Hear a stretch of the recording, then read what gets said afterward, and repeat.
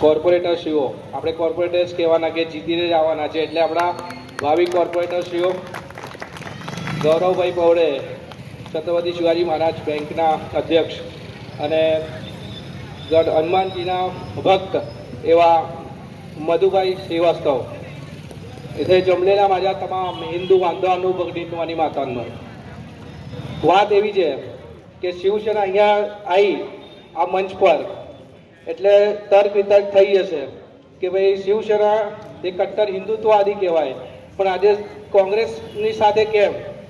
આ વિચાર બધાને જ આવશે, મીડિયાના માધ્યમથી બધા જ વિચારશે, પણ મારે એક સ્પષ્ટ કહેવું છે કે ભારતીય જનતા પાર્ટી એટલે હિન્દુત્વ નથી. યાદ રાખજો, ભારતીય જનતા પાર્ટી એટલે હિન્દુત્વ નથી.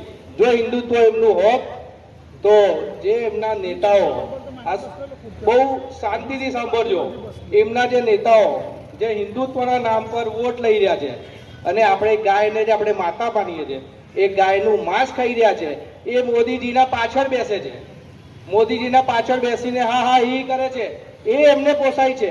આ તમારું હિન્દુત્વ? જ્યારે કોંગ્રેસની વાત કરીએ તો કોંગ્રેસના નેતાએ આપણા વિધાનસભામાં ગાયને માતાનો દરજ્જો મળે એ કામ કર્યું છે, એટલે શિવસેના અહીંયા છે. બરાબર. તમારે બીજી વાત કહું કે આપણા ગણપતિ દાદા પર ઈંડા ફેંકવામાં આવ્યા, કોએ ફેંક્યા? એમના જ લઘુમતી મોરચાના લોકોએ. બરાબર. ત્યારે પણ કોંગ્રેસ પાર્ટી આવી હતી કમિશનર ઓફિસે અને રજૂઆત કરેલી, આ હિન્દુત્વનું કામ એમને કર્યું, તમે ક્યાં હતા? કોઈ જગ્યા પર નહીં.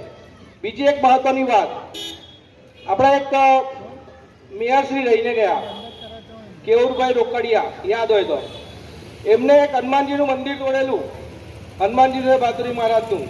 ત્યારે જ્યારે કોંગ્રેસ પાર્ટી, શિવસેના અને બીજા સામાજિક કાર્યકર્તા, એનામાંથી એક સ્વેજલભાઈ વ્યાસ જે અત્યારે ઇલેક્શન લડી રહ્યા છે કોંગ્રેસમાંથી, અમે સાહેબ આખી રાત ત્યાં જાગ્યા છે અને એમને એ વસ્તુ કીધેલી કે મૂર્તિ ક્યાં છે હનુમાનજીની, તો સાહેબે કીધું એકદમ વ્યવસ્થિત છે, કશું પ્રોબ્લેમ નહીં આવે, અમારા અધિકારીઓ એમની પૂજા કરે છે.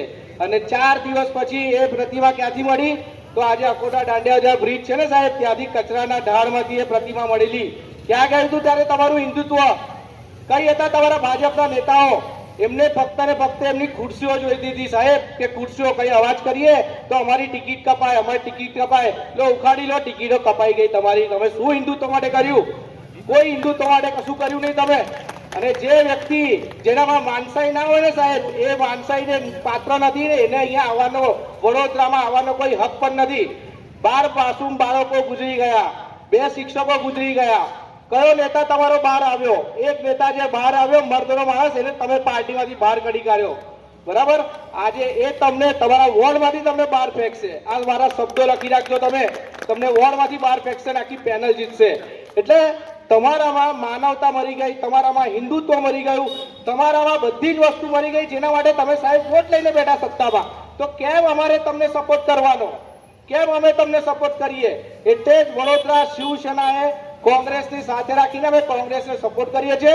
અને વડોદરાની જનતાને હું ફરી એકવાર કહેવા માંગુ છું, મોટી સંખ્યામાં આપણે કોંગ્રેસની પેનલ લાવવાની છે વોર્ડ નંબર 14માં અને સમગ્ર આખા વડોદરામાં. અને મારી વાણીને વિરામ આપતા એક જ શબ્દ કહીશ કે કોંગ્રેસને વોટ એ આપણો હિન્દુત્વને વોટ, કારણ કે હિન્દુત્વ માટે કામ કરે છે. અને ભારતીય જનતા પાર્ટીને વોટ એટલે ગાય માતાના હત્યારાને વોટ. જય હિન્દ, જય ગુજરાત.